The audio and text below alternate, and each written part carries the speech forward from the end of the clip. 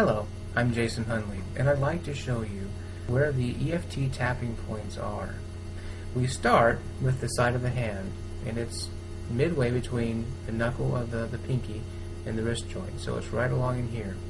And you tap this point repeatedly while we say the setup phrase. We'll talk about the setup phrase in a bit. We tap this point repeatedly. Then we move to the top center of the head and tap this point repeatedly. Then we go to in the corner of the eyebrow closest to the nose. Tap this point repeatedly. I usually use 2 fingers. We go to the outside corner of the eye. Tap that point. We go under the eye, right along here, on the cheekbone, in line with the pupil. Tap there. And this can be done on either side of the body. It doesn't matter which side you use. Then it's below the nose, between the upper lip and the nose. So right here. Then the chin point, which is the crease between the chin and the lower lip. So right there. Then if you feel on the base of your neck, there's a V-shaped notch. And on either side is this bump. It's called the sternoclavicular joint. Tap on those bumps right there. That's the collarbone point. Then if you put your hand about a hand's width below your armpit and tap with your entire hand, that's under the arm.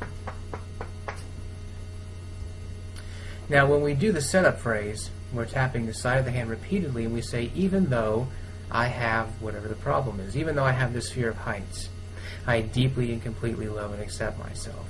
Even though I have this terrible fear of heights, I deeply and completely love and accept myself. Even though I'm so terrified of heights, I deeply and completely love and accept myself anyway.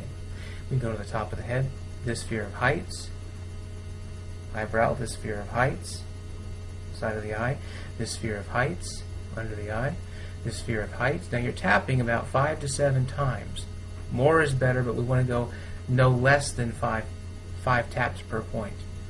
This fear of heights, this fear of heights, this fear of heights, under the arm, this fear of heights.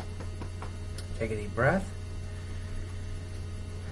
and see if there's a shift. You should feel, there's usually a lightness as this happens, like something's been shifted or removed from your body on the inside.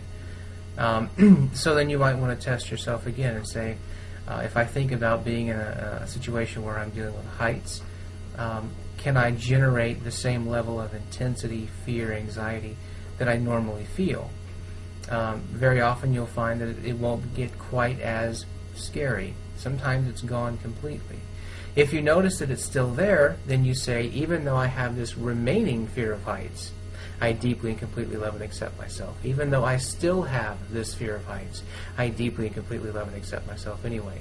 Even though I'm still holding on to this fear of heights, I choose now to let it go. We go back to the top of the head. This remaining fear of heights. I'm still holding this fear of heights. This remaining fear of heights. This remaining fear of heights. This remaining fear of heights. This remaining fear of heights. This remaining fear of heights. This remaining fear of heights. Take a deep breath. And you should notice even more of a shift. Now we have to get into specificity as well. Sometimes you'll tap on the broader issue of fear of heights and you may not notice a change. Or it could be anything. It could be fear of snakes, fear of spiders, it could be anxiety, it can be pain, it could be anything. And if you're finding that these broader topics aren't really helping you, then you have to look into the specifics. Are we talking about fear of bridges? Are we talking about being in airplanes? Are we talking about being on a high building? What kind of height is bothering you? What is it about the spider that's scary? What is it about the pain? Where is it located? What does it feel like? The specifics make a difference. So if we're standing on a cliff top and we're looking down over the edge, we might say, even though I'm terrified as I stand on this cliff top and look over the edge, and I'm so scared that I might fall and injure myself or die, I deeply and completely love and accept myself anyway. Notice I'm adding specifics. I'm on the cliff top, I'm looking over the edge, I'm afraid I'll fall, I might get hurt, I might get killed. And we keep on those specifics. And then we tap the specifics as well. I'm standing on this cliff top. I'm looking over the edge. It's so scary up here. What if I fall? What if I die? What if I become paralyzed? I'm so afraid up here. I'm terrified I'll fall.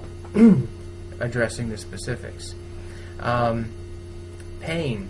Say you have a pain in the lower part of your right knee. So you would say, even though I have this burning pain in the lower part of my right knee, I deeply and completely love and accept myself anyway.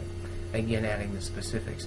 The more specific you can be, the better off you are, because EFT really does its best work with specific issues. I hope this helps, and thank you for watching.